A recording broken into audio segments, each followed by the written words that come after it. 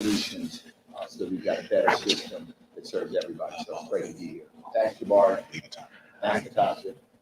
All fade, lead the time, shake up the face. Okay. All right, cool. All right, cool. Good morning, everybody. Good morning. All right. Sorry for the delay. Didn't know so many people was coming, but it's all good. It's all good. We are here. We're in a small spot. I am the owner of Conscious Hair's Barbershop, Natural Hair Salon, which is downstairs. Been here 23 years. Just celebrated our 23-year anniversary on August 17th. So we proud about that. Down in the basement, we do braids, we do locks, we do makeup downstairs. And up here for the past 6 years, we've been training barbers, all throughout the city. Young as the age of 10, and my oldest student, believe it or not, is 73 years old. So we've been doing it. It's been successful. Everybody that works on my floor downstairs, everybody's not there today, but everyone that works downstairs comes from the boot camp, besides one person that's in the back. So I've done over 8 different apprenticeships, throughout the years, which is really big throughout the state of Maryland. I have 3 master barbers that's underneath of me that have their own shops, and they take in some of the barbers from the program, and they actually help them to get their license also. So it's been successful. We got young ladies, we got young men, so we cover quite a few things. Our thing is to bring the integrity back into the whole barbering industry. It's a lot of barbers that's out cutting out in the community now. Most of them don't have licenses, but but I mean, we just being real, keeping 100%, but we try to encourage people to get that license, because there's a lot of stuff you don't know about skin disease, health, and just a lot of different things that you need to know in this field, so that's what the whole thing is. So thank y'all for coming here today. So I guess we can go. My client is brother Davon Love, and I appreciate this brother. You want me to tell about the story? So Davon Love been cutting his hair for years. We got a law change. I got a law change that first you used to only get 1 master barber to 1 apprenticeship at one time. In 2019, I came to brother Davon. I was cutting his hair. I came from a barbering meeting, and I asked him, what do I need to do to get the law change in the state of Maryland so that we can do more than just 1 apprenticeship at a time? Davon just walked me through it. Like I thought it was something that I was gonna have to do for like 2-3 years. It was gonna cost me $100,000, and it was just gonna be something that was gonna be crazy. But he like, no, just contact Delicate. He gave me the person to contact. I did it the same day. I met with her maybe the next week. At the time it was Delicate Glenn at the time who put it in, and we put it through that year, and we got it passed. However, the wording was wrong on there so far as apprenticeship, so they didn't recognize it at the state board. We had to go back to next year with Kurt Anderson the next year, and COVID came. They knocked it off the table. Had to put it back in to Delicate Stephanie Glenn and Smith the following year, and then it finally went through with the right language and everything. So we got that done. So now through the state of Maryland, everyone could do 3 apprenticeships under master barber. So he helped me with that and other things also. But he definitely helped me to put that in place, make my program stronger. Yeah. All right.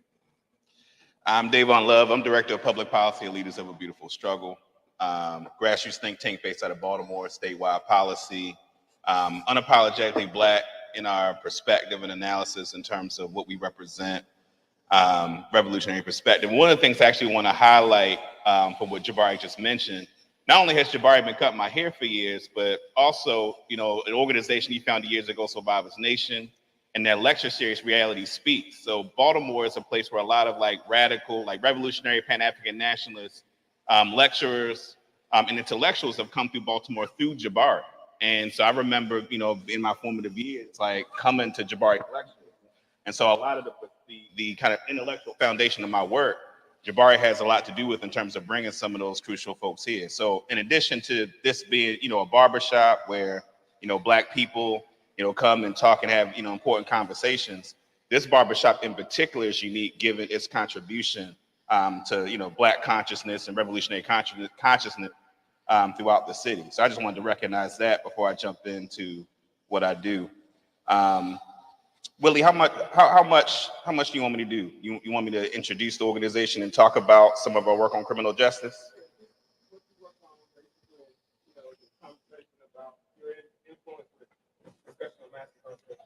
Got it. So what I'll do briefly is LBS, my organization, was founded in 2010.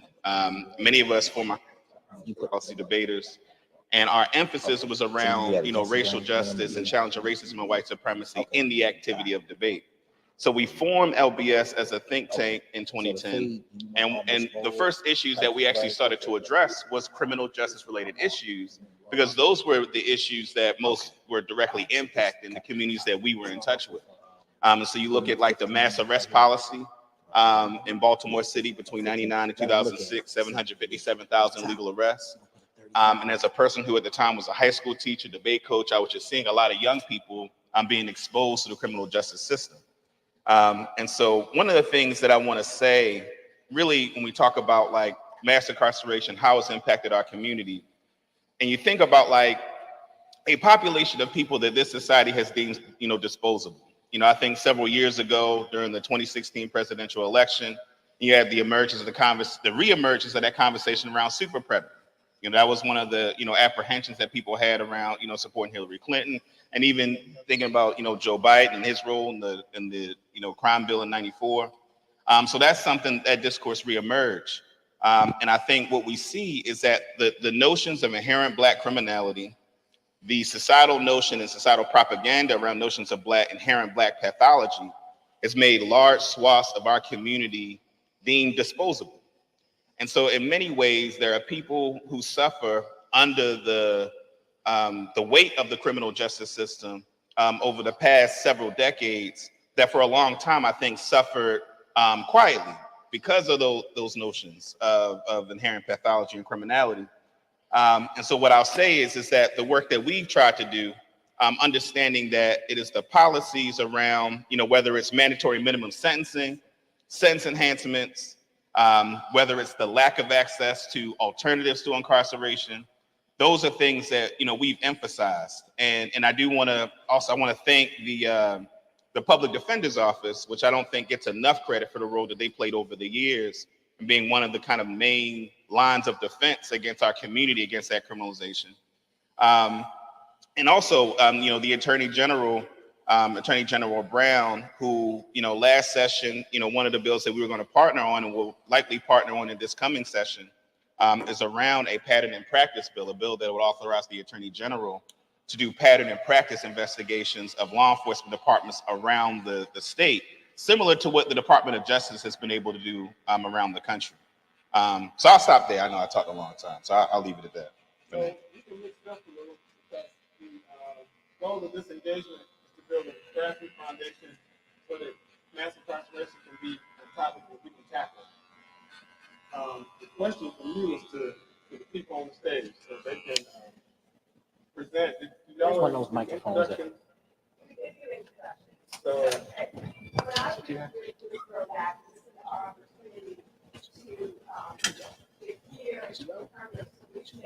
from the ground level.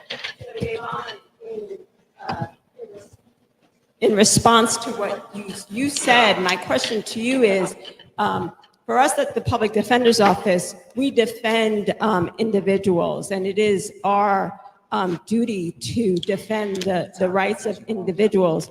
How do you see, and what do you see is needed, or where do you see solutions that we can assist, and we being the Public Defender's Office and the Attorney General's Office, where do you see solutions coming from?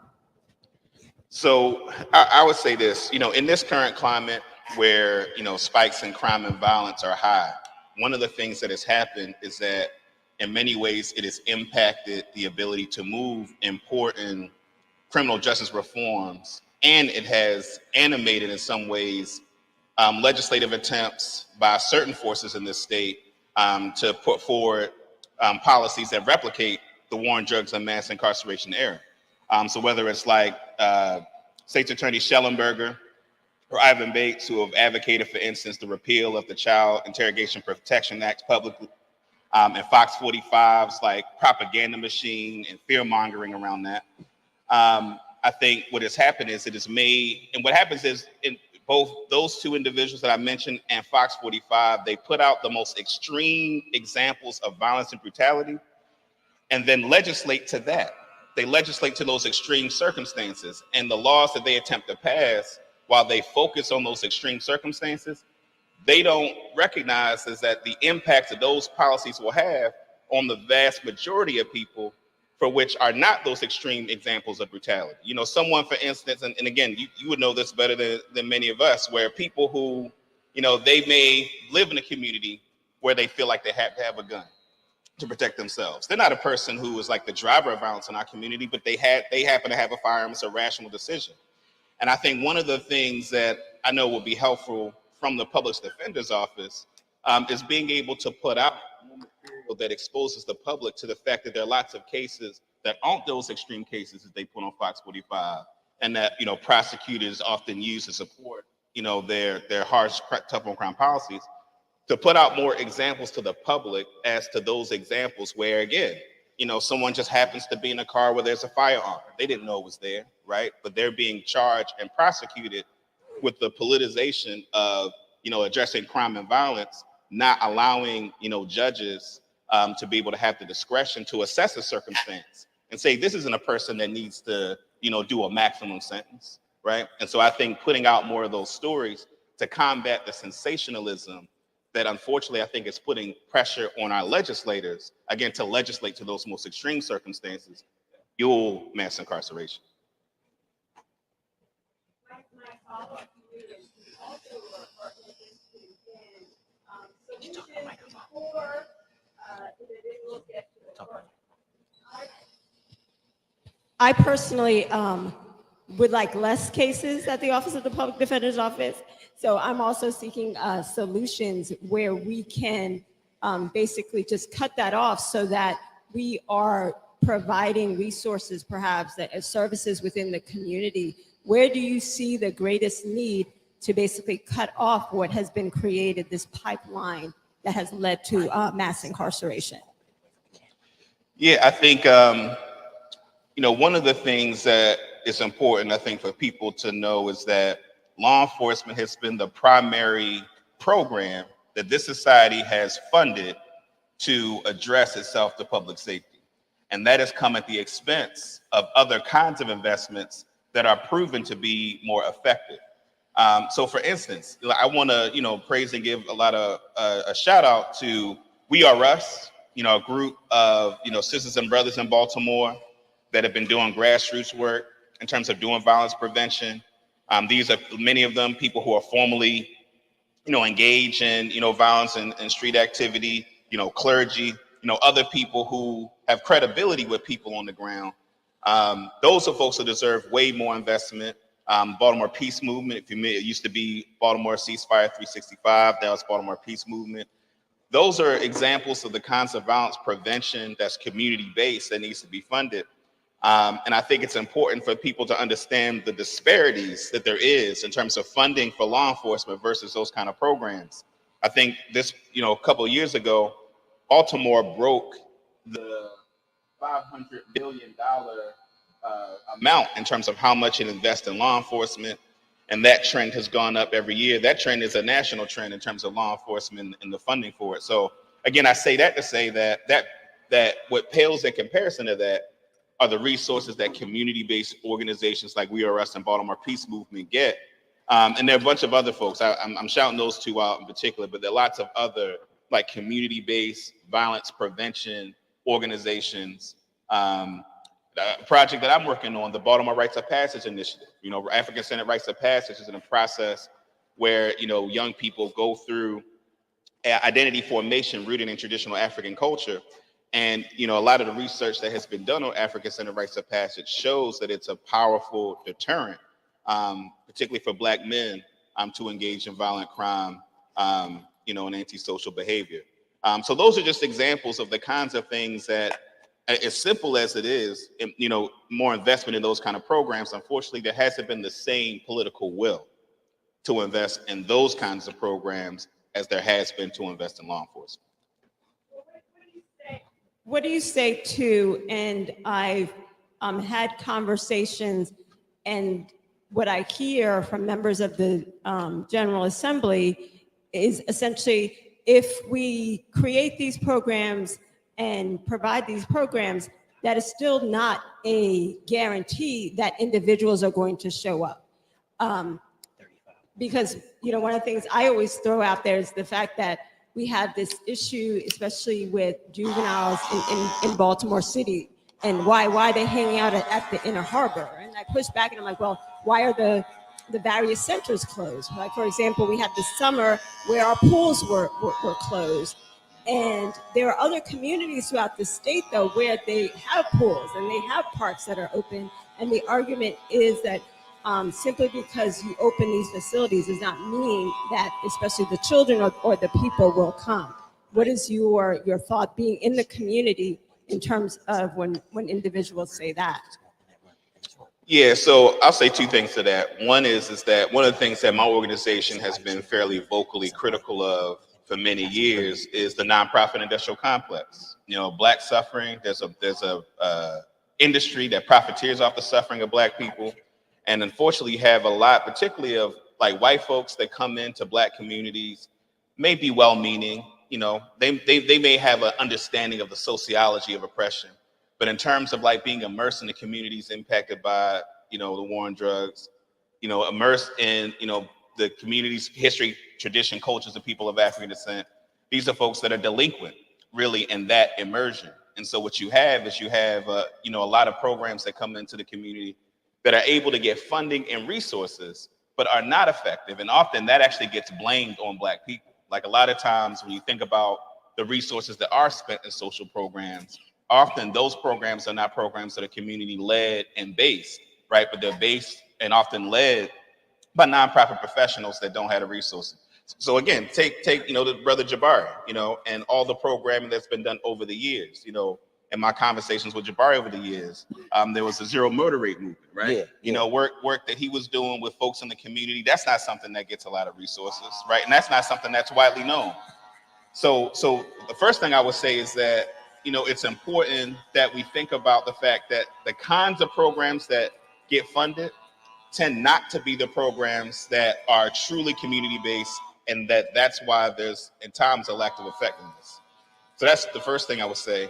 And then the second thing I would say is that to the extent that there has been some investment, to the extent that there has been some access to things like recreation and some of the examples you gave, part of the challenge is that, that those kinds of investments, you can only expect incremental outcomes from it, right? That what we need, when you think about this society and the societal propaganda, white supremacy and notion of anti-Blackness, the damage that's been done to people of African descent is deep.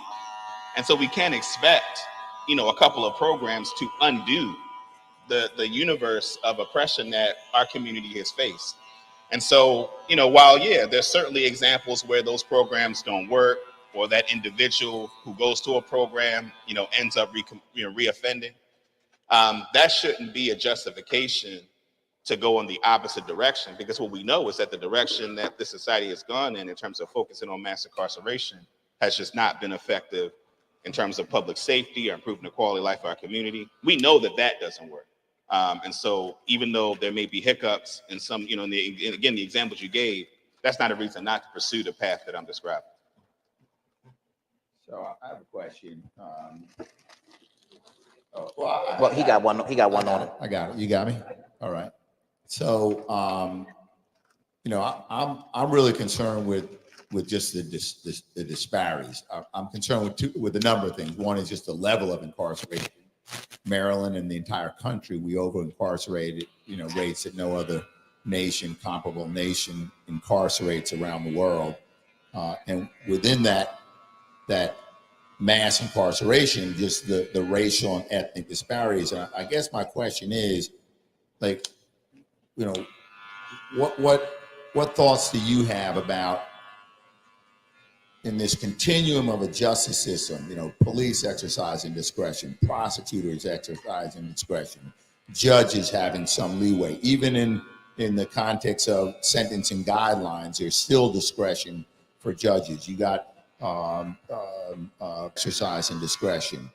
You know, how much of this is, you know, implicit bias where folks are exercising discretion in a way that's just more detrimental, right, to Black and brown people, and what can we do about that? Yeah, I think that's an important question. And I'll answer it two ways.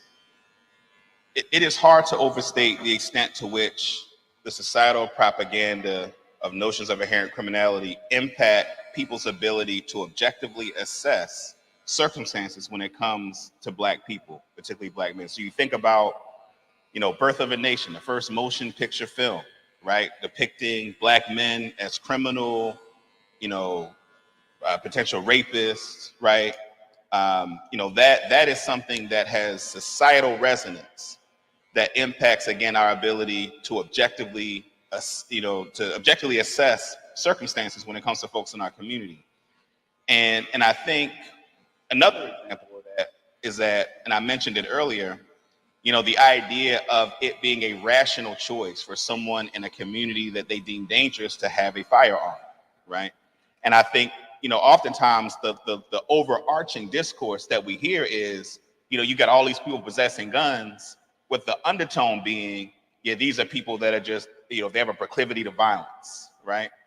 And so I think, so one aspect of it is that I think there does need to be a societal attempt, all those who are interested stakeholders, in really unpacking how all of those biases, that propaganda, how it impacts people's ability to not only make decisions in the context of prosecutors and judges, but even legislatively, like it impacts how we legislate the issue. So that's the first thing I would say. The second thing I would say is that, you know, regardless of that, what's extremely important, and one of the things that we've seen, I would say, over the past few years, is an attack on the idea of judges having discretion, right? So there have been attempts to limit the discretion of judges as a way to deal with the public safety challenges that we face, with the idea being that judges aren't giving harsh enough sentences, that judges aren't, judges are not playing their part in terms of the roles in public safety. But if we understand, one of the things that has been troubling for me is that when you think about, like, whose responsibility is it to go and apprehend a person, and responsibility to get the evidence needed to prosecute the people that are truly a danger to the community, that's law enforcement. And there's been an unwillingness to put at the feet of law enforcement the level of criticism and scrutiny that they deserve, just the level of corruption, the level of incompetence of law enforcement. I saw, you know, and I pay attention to Fox 45 stuff because, again, they're putting out this propaganda that's driving this, you know, this destructive narrative. There was a story that they put out the other day, State's Attorney Bates's citation docket, where, you know, their quality of life citation docket. And the story says that, unfortunately, overwhelming majority of the citations had to be rescinded because the law enforcement that put out those citations didn't do them properly. And you hear, you know, State's Attorney Bates basically saying they need more training. These are new police officers. See, to me, that's a cover for incompetence that law enforcement has been able to get away with. If you read the Department of Justice report from 2016 about Baltimore State's Police Department, it is their incompetence and corruption that has impacted the ability to get at public safety. So to your question around discretion, it's important that judges have discretion, where when a prosecutor makes their case, right, that a judge is able to make the discretion as to what is the most beneficial thing for the community and that individual person.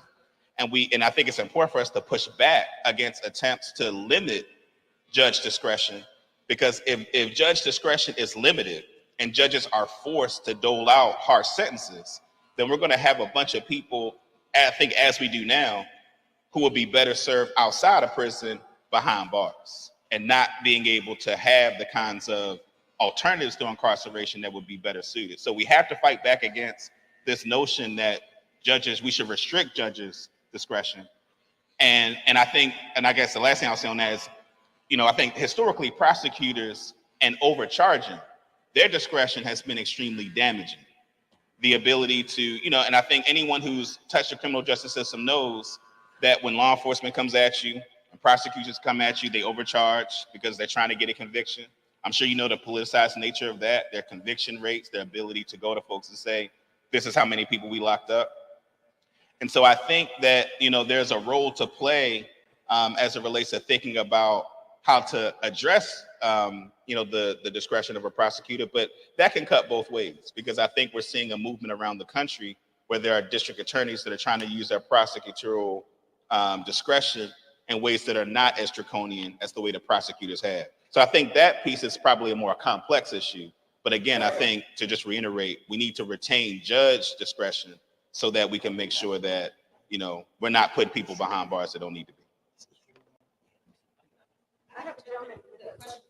No, I just had a comment. I think it's the approach that you have on the youngsters, because the area and environment that they grew up in, you have to have a little bit more incentive to bring them in. And it's the issue about them going to school. A lot of them don't even make it to school.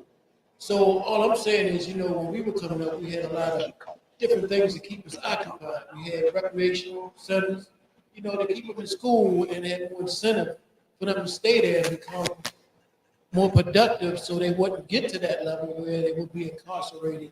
And another thing I speak on too is the people that's coming home from incarceration. The city is in bad shape, it needs help. So I feel as though, they have certain programs inside, the jails where, you can build the city back up. Not the same thing that tore it down, build it back up. You have, North Avenue is ridiculous. It's being held up by 2x4s. If you go around there, I look at from 1600 to 1610. The boards, the back of the buildings are literally hollow. The buildings are being held up by boards. If a good wind came by, it would take it down. So what I'm saying is, they need jobs when they come home. To keep them productive and keep them in the environment. So things will come back together. That's the same thing that tore it down and build it back up. And the kids really, need somebody that's really been through something. They need men out there to teach them the way so they won't go back into incarceration. I feel as though the whole thing is not to incarcerate them, but teach them the right way so they can be productive and their families can be more productive so we have a better city. Thank you. I'd like to follow up on that, because I think you raised a very important point about reentry. And, Maryland, our recidivism rate is over 40%. So in 2 or 3 years after returning to the community, 40% are back behind bars. And you look at other states where the number is considerably lower, half the amount, 20%. What's your sense of these? You mentioned the services and to get folks back in the community, up on their feet, to help rebuild the community. Any sense on what's working, what's not working, what you think we should be focusing on? Basically, in the inner city, I grew up around Monroe and Lafayette, and the whole area is just destroyed. So what I'm saying is, it would be good to put things there that would, get the kids involved in the areas. You know what I'm saying? Mm-hmm. And it would be more productive for them to start at a lower level. You know what I mean? Mm-hmm. Then the people re-entering, the community have a lot to say, for kids, It's a lot of smart people that are incarcerated today. And like you say, you want to keep them outside. You don't want to keep them inside. So I would say, let them help build the area back up, especially incentive for the kids, because of what I was saying, most of them deal drugs and they have a lot of income, that keeps them doing what they're doing. So, figure a way out to open their minds up, to bring them to something more productive. You know what I'm saying? Instead of being on the street. And I don't think washing windows is the answer, And it was an issue that on the harbor that was really, pretty bad, and it kind of messed up, that up. But I feel as though, you should have them in the community and more leadership. I mean, you have safe streets and all that, more programs to draw the kids in to let them understand, that, jail is not a badge that you want to put on your chest. It's something, once you mess yourself up, it's hard getting it off. Trust me. I waited a long time before I even got in trouble, and it's hard getting it off of you. So you don't want to go that route, Thank you. Yep, thank you. Mm-hmm. Say what? No. I do want to ask, you brought up the issue about guns and individuals carrying it for safety. Any ideas in terms of how to address that issue? Because we definitely hear it at the Public Defender's Office through our clients. Essentially, that is the situation. Individuals who themselves have been traumatized, either been victims themselves, or simply just been in spaces and witnessed things that they probably should not have, that now have impacted their lives and their ability to maneuver on a day-to-day basis. Mm-hmm. So what do you see in terms of solutions for that? I mean, I would say that, I think too much attention has been put on, how to get guns, or the folks, like your clients, not enough attention on the drug traffickers, the people who are supplying the guns. And I remember being at a legislative hearing where the question was, I think it was Senator Carter asked the question, and I forget who it was to, but the question was, because there are laws around those that are trafficking illegal guns. And her question was, in the past several years, how many prosecutions have there been on the grounds of trafficking illegal guns? And I think the number was like 5 in the past, 4 or 5 years, right? So I would say we need to focus on those that are supplying, the ones that are making the money. We need to focus on, going after them instead of, again, going after folks like your clients, people who don't have the resources, who, again, to your point, they feel threatened. They've seen something, they're worried about retaliation, so they pick up a gun. That to me is the wrong approach in terms of focusing on incarcerated. And that's not to say that we should condone just people having illegal guns, but we should go after the people supplying it, not the people who are doing it out of desperation.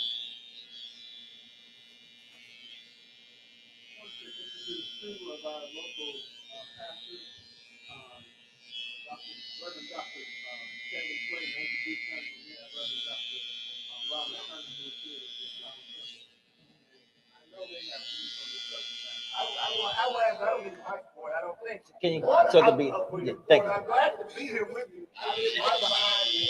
I go to the other barbershop around the corner. I will say this one: My student. in the black community, 2 things you don't do very easily. You don't change your church, and you certainly don't try a new barber. So the AG is one brave brother. I'm telling you that, Jaleel, you're doing a fantastic job. The first bill I opposed in the legislature in 2000 was one submitted by then Delegate Anthony Brown. I think he's a brilliant brother.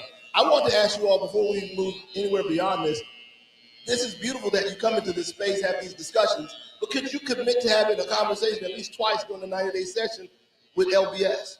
Because they are rather informative on our behalf in the community, sort of bring them to the table, get their input on policy issues, yada, yada, yada. I think that's one easy solution we can sort of reach together.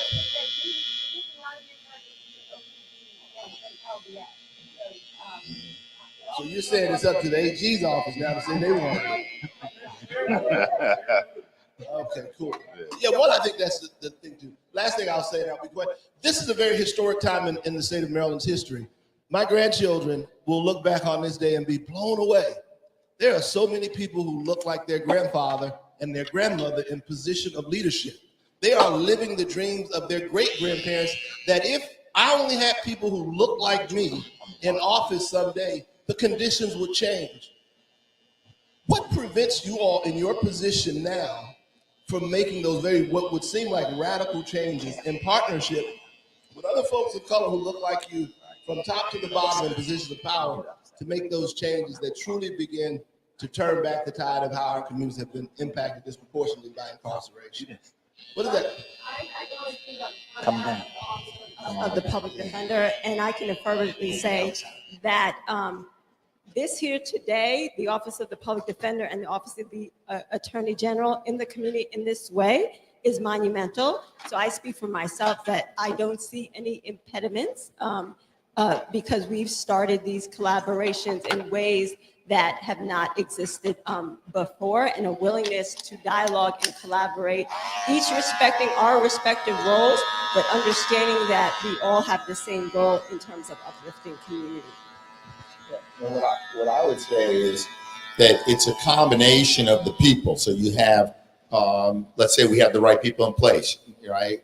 Natasha Darteague as the OPD, very historic appointment last year. Anthony Brown as your Attorney General. We've got a governor in Westmore. I think that offers a lot of promise as we're undertaking, I think, this effort to make transformational changes in, and this is the point I want to make, a system. So it's not just people. You need people committed, willing to change a system. We often hear, like, we're a nation of laws and not of people. And we say, oh, that's a good thing. And it is. But when those laws are broken, when that system is broken, then it does take good people willing, I say good people willing to do the right thing, to make improvements, focusing on equity. But it's a system that we're all trying to work within to improve, and often find ourselves fighting against to improve. So that's the challenge. That's not the excuse not to make it happen, but that's the recognition that, like, this is a huge undertaking, a big challenge. We have the privilege of being in positions. We don't come from privilege. We have the privilege of being in a position to make a difference. And it's a broken system. We're not a system that broke last year, last decade. It broke 2 centuries ago. And we're now, and we're committed to addressing it and fixing it. And that's why we're here. And the Office of the Attorney General, under my leadership, will be in the community and listen to the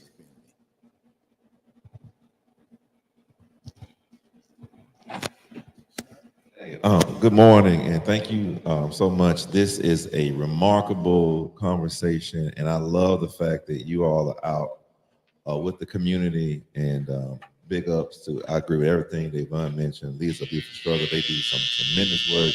I echo the sentiments of good brother, pastor, and frat brother, Slade, mine, about having more of these type of engagements with the community. I'm not apologetic about my desire for systemic change. Piggybacking a little bit off of Dr. Slayton, we have now a historic moment in the state of Maryland, a black male in the governor's office, a black man in the AG's office, a black man in City Hall of the largest city in Maryland, and a black man president of the city council of Maryland. And if we don't maximize this time to do something of seismic shifting impact for black people, but especially our black men, I don't ever see this moment. I would like to say it can happen again in my children's lifetime, but it will be very rare. The first ever, in fact, in any state of the union, we've never seen the precedent of black male leadership. So that's people, right? How would those people help translate to policy? I am a huge advocate. Every month, I walk from Baltimore to the White House for reparations. 42.9 miles to be exact, in one day. That takes me about 13 hours. On these feet, Route 1, starting at Carroll Park in the morning, ending at 1600 Pennsylvania Avenue. Every time I do it, it's 83,000 plus steps that I walk. In the rain, in the snow, done it now since October of 2021, I started. My 12th one will be this September. I'm a panelist in this month at the CBC in DC maybe doing my walk around that time then, to bring attention to the need for reparations, right? But at the same time of Black folks needing reparations, we have people in this country and their descendants who have benefited off of oppression. I met my dear friend in the U.S. AG's office, Mayor Garland. I spoke to him out recently before I came to Baltimore. Was in Tulsa, race massacre, Greenwood, destruction. First time airplanes used to drop bombs on America. I started the lawsuit that the ancestors, that now the descendants, the survivors, were trying to get reparations for. And I mentioned to him, not one charge was filed against those individuals who dropped bombs on American soil. We went to war the last two times. Pearl Harbor, 1941, we went to war.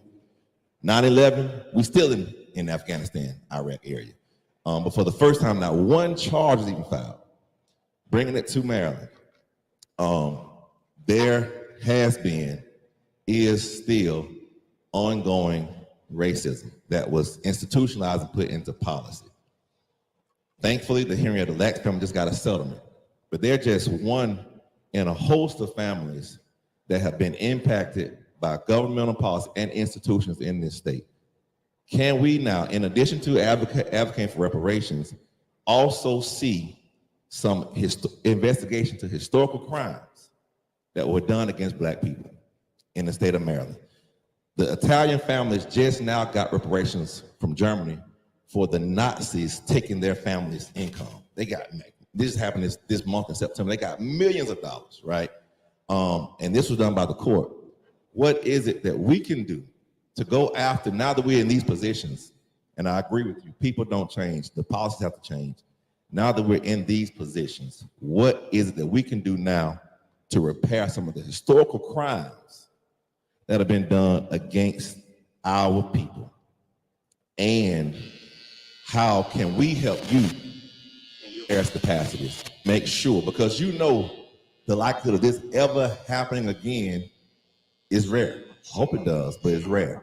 So how can we best take advantage? How can we create the mandate? I mean, my walk is either a walk out of faith.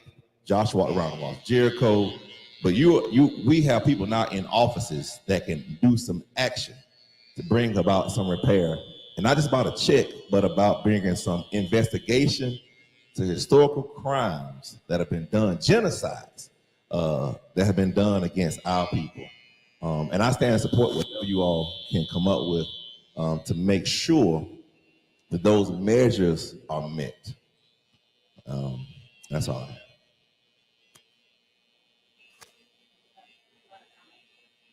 No, I'm listening. I can tell you that, like, for example, I know people,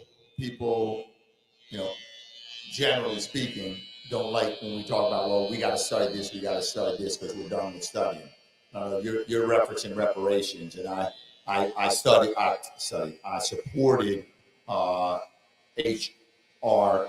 40 on Capitol Hill, introduced by Congresswoman Sheila Jackson Lee. And I think that's important, not because you want to punt it and kick the can down the road, but to truly understand how it is that you're going to make those reparations. You see some small municipalities around the country who are writing checks. Some say, well, does that make sense? Is that going to have meaningful, lasting change? Is there anything that we can do that's more impactful than that? So I guess, in short, I would say that I've been very supportive of seeking reparations, and will continue to be as Attorney General. And that is something that certainly in my position, and I know I speak for the OPD, cannot affect by ourselves. That requires a legislature, because you're talking about money, you're talking about legislation, you're talking about policy. But I've demonstrated commitment to that, and will continue to be committed to that. I don't know if there's a bill or anything like that in Annapolis. There was. Mm-hmm. One thing I'll highlight on the reparations piece, with the cannabis recreational cannabis legalization, one of the things that it's important to note is that reparations for the war on drugs was something that LBS was focused on. And, want to give some credit to the legislature in establishing recreational cannabis. There was also the establishment of the Community Repair and Reinvestment Fund, where 35% of the revenues from recreational cannabis will go into this fund. Each jurisdiction will get a percentage of those funds, and each jurisdiction has to pass a law that determines how they distribute those resources. Baltimore City was the first to fulfill the legislative mandate that came along with the establishment of that fund. And Baltimore passed through a city council, and the mayor signed the Baltimore Reinvestment and Reparations Commission. And so I just wanted to raise that as, there have been a variety of reparations efforts. And this is one effort where we've been able, at the very least, in terms of starting reparations for the war on drugs, that's actually something that, this state has been able to deliver on. And I do want to encourage people, whether you're in Baltimore City or the jurisdictions around the state, to be engaged as to how your jurisdiction will distribute those resources to make sure they go where they're supposed to.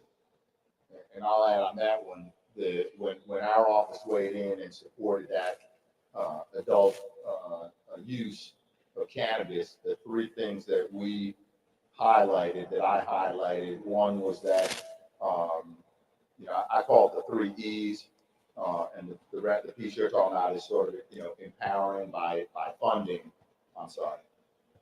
the community by creating that fund to invest in the communities, particularly those communities that were hit hardest in the war on cannabis, the failed war. But the other 2 E's are equitable participation in the licensing. And it looks like we're moving in the right direction to make sure that those who are going to profit and benefit from now the lawful commercial sale of cannabis, that it's a diverse group of license holders, that Black and brown communities are benefiting from that. And then the other piece, which we've wrestled with as a state for a long, long time, I know the public defender has so much experience in this area, is expanding the scope of expungements. Not only expanding the scope, but making it easier and taking the burden off of the individual who needs who seeks the expungement, but move to an environment where more of that is automatic. So those are some of the things that we weighed in our office when we supported that bill and insisted that be incorporated in the bill as it was passed.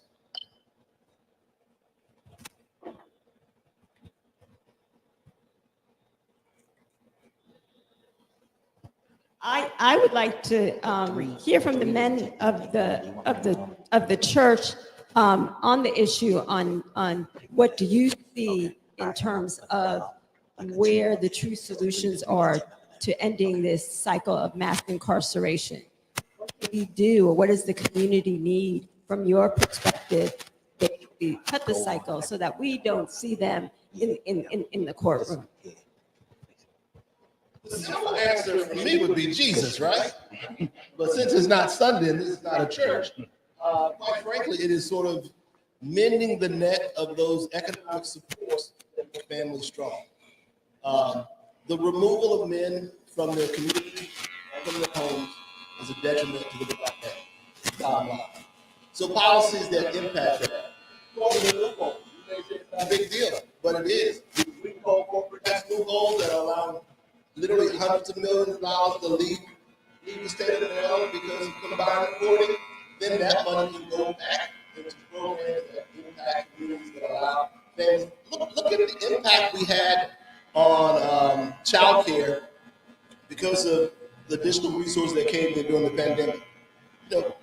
Families had that relief. That's a huge deal to be able to take care of a child and have that, to put more food on the table. Those basic necessities that families need to survive. If we can address those issues, I recommend, both of you are very smart, brilliant people. We got great people on your staff like Willie. Have your staff sit down and read Matthew Desmond's latest book, Poverty by America. Have a real conversation about that and look to see if some of those things are impacting policies that allow us to maintain the status quo in which we have to this day. I'm excited that both of you are in that position because I know the credibility you bring to your offices. It's not a mystery. But beyond that, Jesus, church start at 10:30 tomorrow. 4490. not even trying to be trite, but I would say definitely having more public defenders like yourself, who see crime as not just momentary lapses of judgment, but crime is committed over generations, by lack of investment in communities, and really disinvestment of communities. We see the headlines on the news about, a child maybe breaking and entering into his place, but you see crime happening, that child was really born in an environment that set him or her up for failure, right? You see crime, and I agree it's being set up where the easiest job is on the corner, right? You see crime set up when you put children from kindergarten through 12th grade in overcrowded classrooms, right? That's a crime. But we only file charges when the child does something, taking something from somebody else. But the crime was first committed when their parents enrolled that child into a classroom that was poorly funded. That's where crimes really happen. And so I think to change the shift, and as a church faith community, that's how we see sin, right? Sin is not so much the act to say it's not so much of killing your brother, but it's when you're angry with your brother without cause. You see the consistency. Mankind sees the crime when the sin is committed, but spiritually, God sees the crime when the mental act is first done, and that's the same thing in society.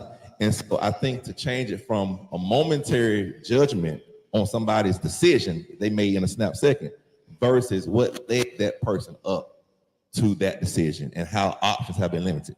Mentioning Poverty by America, Matthew Desmond, great book, speaks about how poverty produces itself by policy, right? The fact that we have a society where you cannot get SNAP benefits with two parents on the application. That's a crime. You're telling that child that they can't have two parents. And then public housing, you can't get approved if there's a mother and a father on the application. That's a crime against that child, almost making it financially more lucrative for there to be a single parent in order for the mother to get housing. She can't have the father. So you have women now, and even don't talk about it, starting programs like that. In order to get those free programs, they can't put the baby's father on there as someone who's also in the household. That's a crime. We're forcing people between financial relief, because they're not getting rich off this system, or having a family at home. And so to changing those type of policies and changing even the view and perspective of what crime is. As a government, society, we perpetuate crime every first day of school. That's a crime. We perpetuate crime every day. We allow for these policies, government policies, to continue to be implemented. And taking the biblical approach and seeing crime as something that happens first in the heart and then manifests later in the body. And as a society, we show our heart by our budget. Don't tell me your priorities. Show me your budget, and I'll tell you your priorities.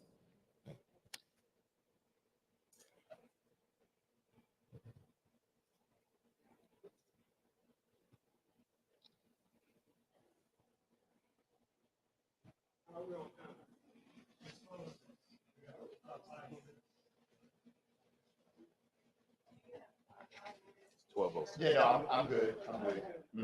I'm good.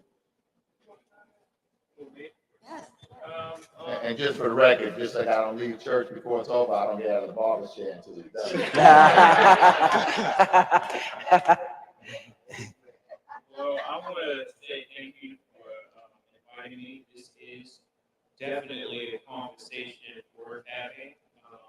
I agree with you, good brother, that we do have to change the policy because it took more than a town hall meeting for us to get in the situation that we're in. So it's going to take more to get us out. And you don't want to spend a bunch of time intellectually describing the problem without addressing solution-based things. So, one thing would be making certain institutions increase their value. Like, it shouldn't be a PS5 at Baby Lookers. They might not even have one at home, but they can, go down there and play with it. And then, my wife is a DJ and probation officer. So I know the programs and the things are important, but you have youth that have conflict, and they're going to the same program together without that conflict being addressed. So that's superficial within a sense.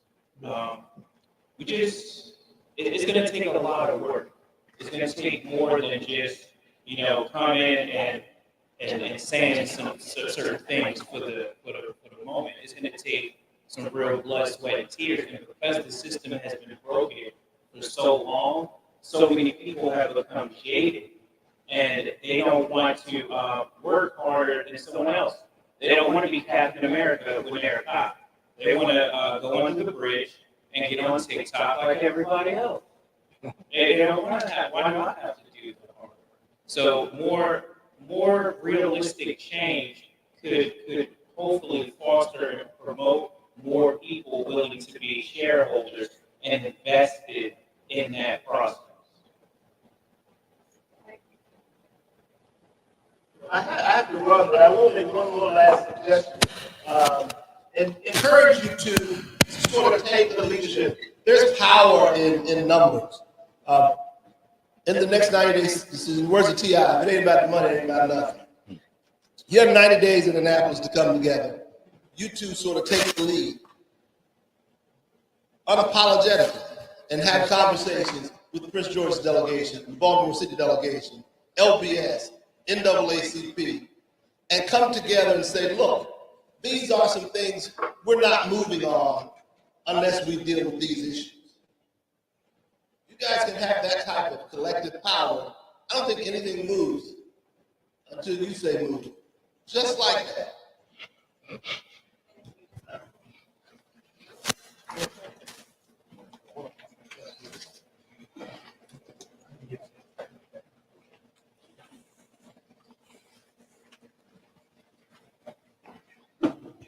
Anyone else from the audience, thoughts, comments?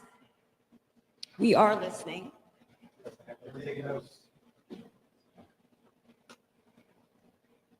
Outside of criminal justice, we need to do more to collectively control our identity. And because I do feel as though, as a person of color, the lowest amongst us are allowed to represent us. We'll never be represented by Neil deGrasse or Ben Carson's of the world. It's always a stereotype, which is unfortunate. And a lot of the popular music and media promotes and reinforces these stereotypes to children who may have a mom and dad, but now they're occupational orphans because everything is so high in life. To where for me to provide for you, not only do I have to go through my 8 hours, but I hope and pray someone else calls out so I can pick up their daughter.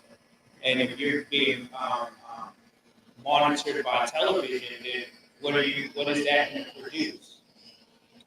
What we have now. I hope and pray that I think moments like this is a good, important moment to get people to get some ideas. Because I'm not from here, but I can see the same open air drug markets.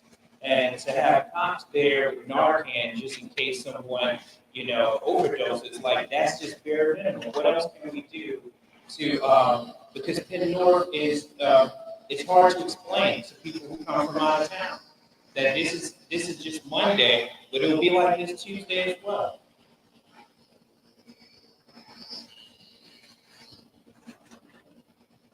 Anyone else?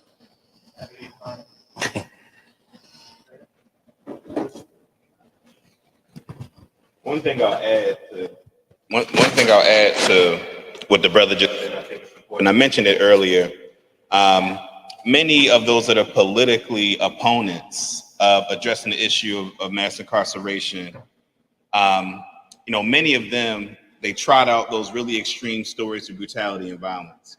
And I think it's just really incumbent on us. I think we're so conditioned to think that, like, particularly for Black people, that we can't win. Like, we're conditioned to think that that the circumstances in our community are inevitable. And a lot of times the media, I mentioned Fox 45, like that propaganda, they're taking advantage of the hopelessness that I think a lot of people have as to our, capacity to address the issues in our community. And so I think particularly as it relates to the image of like this inherent Black criminality that gets projected to us all the time, we don't get to see enough of those other images of the majority of what's happening. Like the majority of what's happening in our community, it's not the violence, it's not the crime, right?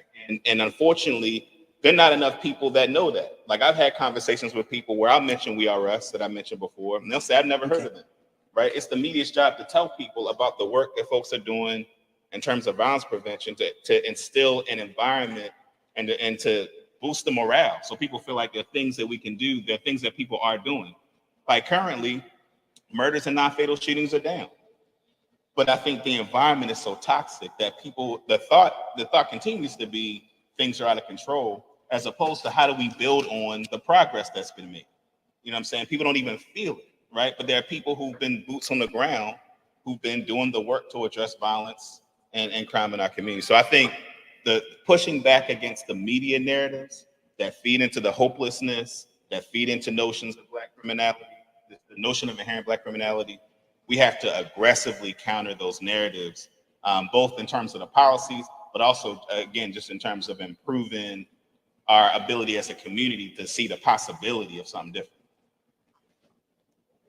Absolutely, and I totally echo that.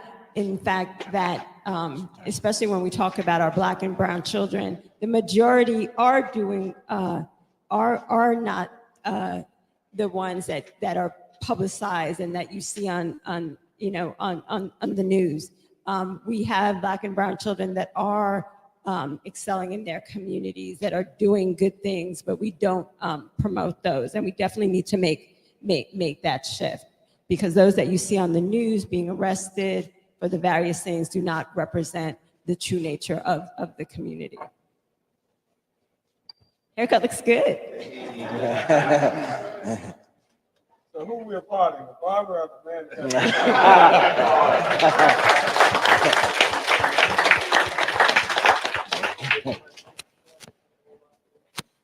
I do want to take a moment and say a special thank you to all of you who welcomed us here, but a special thank you to members of the staff from the Office of the Public Defender and the Office of the Attorney General who are here supporting as well on a Saturday. So thank you to everyone. Can we get a picture of all of the panelists? Especially if you guys got a haircut. You gotta take the camera.